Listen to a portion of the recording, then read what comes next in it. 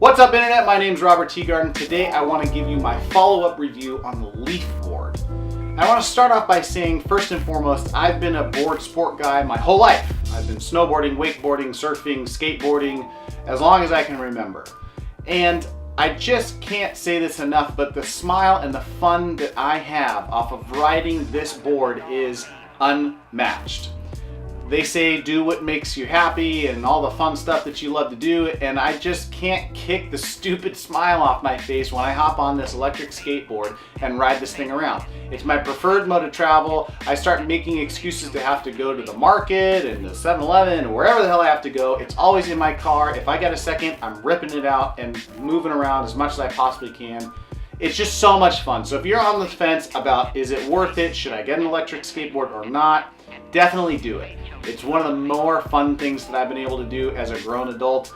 I feel like I'm perpetually 12 years old when I'm on this thing, and it's awesome. I love it. I absolutely love it. So I want to do a couple things with this video. I want to do 4 main parts. First of all, I got a lot of questions from you guys from the last video I posted. I'm going to answer as many of those as I can. Second, we're going to address one of the main questions, which is what is the range, the speed, acceleration in the different modes? How far can you go and how fast can you get there? Next, I'm going to tell you things I love about this board, and then we'll talk about some of the things I think that it could improve on. But without further ado, let's answer some questions. The first question people were asking was, if the battery dies, can you use this skateboard as a regular skateboard? And the answer to that question is absolutely yes. Bearings on this thing are actually really good. I think they're ABEX 7.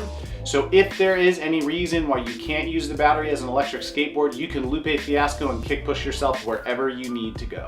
Kick, push, kick, push, kick, push, kick, push, coast. Next question that you guys asked was, how does it take bumps in the road, and is there an issue in the way that it would handle different types of terrain or different types of roads? So I can tell you that the wheels are actually pretty big and it's decently high off of the floor. The trucks and risers actually get it pretty high off the floor. I've never had a problem with any type of rough road. There are some things that are better than others, obviously, but there's never been a thing where I can't handle.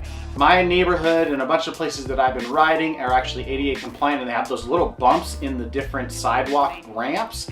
Handles that stuff like a champ. Any of the bigger cracks or bumps in the road that it happens, I'm able to just kind of cruise right over. I definitely transfer my weight towards the back of the board, and there are even sometimes where I'll pop the front off with the fin as well.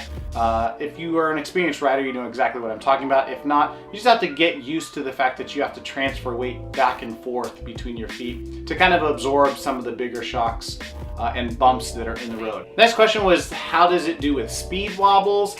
So here's the thing, this is a short board, and I purchased this board because it was short and it was very portable, right? I think it's about 24 inches, maybe 2 feet. I really haven't gotten into too many situations where I was full throttle and was experiencing speed wobbles, so it's not that big of a difference. People obviously have their different preferences into how tight they want their trucks. Tighter trucks help, but I like to be able to carve really hard in my truck, so I've loosened them a little bit. So that aids in the speed wobble. In the sense that they will give me more speed wobbles, but speed wobbles are a thing. It's a shorter board. You got to compensate for that and just be aware. The next several questions I received were in line with how far can this thing go? What are the different modes? How does the battery last and hold up in each of these different modes? So let's talk about this. I actually did a range test on this that I think is pretty thorough. All right, I was gonna try and do this with my Osmo, but I left an SD card at home like an idiot. I've got a full 100% battery. I'm gonna take the orange line, which is a busway by my house, as far as I can take it to my brother-in-law's house for dinner tonight. So I am on sport mode. I'm gonna track myself with the Map My Run app from Under Armour, which seems to work fine. And I'll check in with regular updates in terms of range and mileage that I am getting. I'm about 5'9", 180 pounds. Let's see what we got.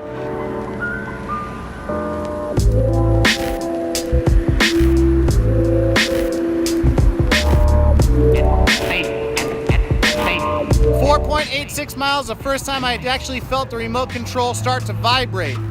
I'm hovering around 21%. Doesn't mean I'm down and out, but it definitely means that I gotta nurse the battery a little bit more. All right guys, check it out. 8 miles on the nose. This thing was vibrating like crazy, telling me that it was over and done with. I was on 0% riding down here, but it still had a ton of throttle. It still pulled hard, and it was ready to rock and roll. Overall, I'm really impressed. I feel like I could have kept riding this thing at least another half mile, maybe a mile. But there you have it, 8 miles, 180 pounds, 8 miles, still got a little bit of battery left. You just got to nurse it a little bit.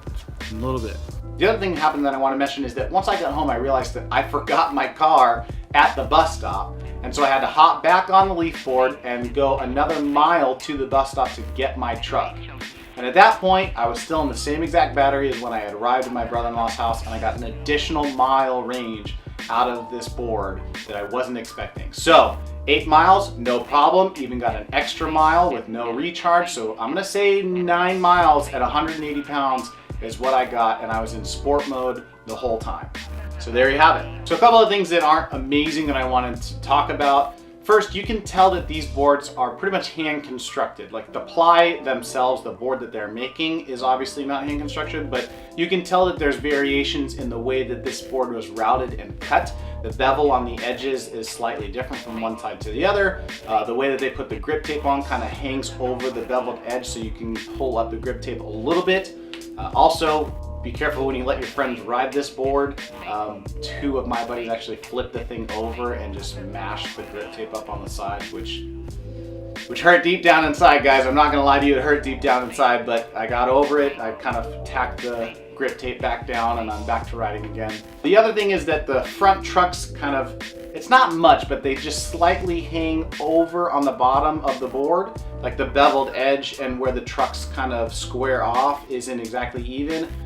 Is this something that really bothers me? It's not. I don't care that much, but I just wanted to state that here because I know that some people are going to have the same type of complaints. It doesn't do anything for me. It doesn't really impede the way I ride, or it has no impact on the way that the board performs for me, but there are slight construction variations from board to board. I'm goofy footed, which means I ride with my right foot forward.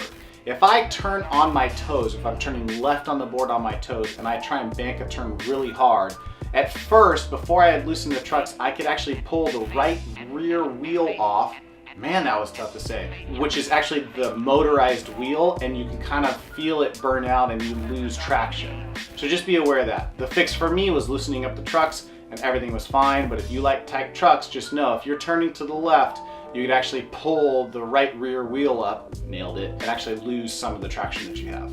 Another great feature that I found out by a happy accident is that they say that this board is water resistant.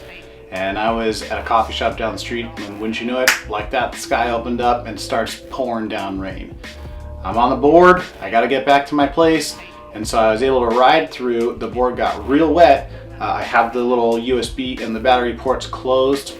Got back to my place, tried it the next day, it was totally fine. So this claim of it being water resistant, I think it actually is working. It's been about a week and a half since that time, and I've had no issues. I've rode the board several different times afterwards. So this water resistance, it's a real thing. Pretty cool.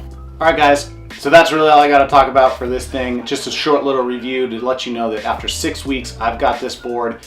I could not be more happy with it. Is it perfect? No. But for the price point and the fun that you're gonna have with this thing, I just don't think that you can go wrong. So hopefully I've convinced you, if you've been on the fence, to go ahead and either wait this thing out or purchase the Leafboard. It's an amazing amount of fun, and I can't convey that enough. Unless you actually try it, you just don't know. So that's it for this video. If you guys like it, please consider giving it a thumbs up. If you haven't already, hit that subscribe button, and we'll see you in the next video.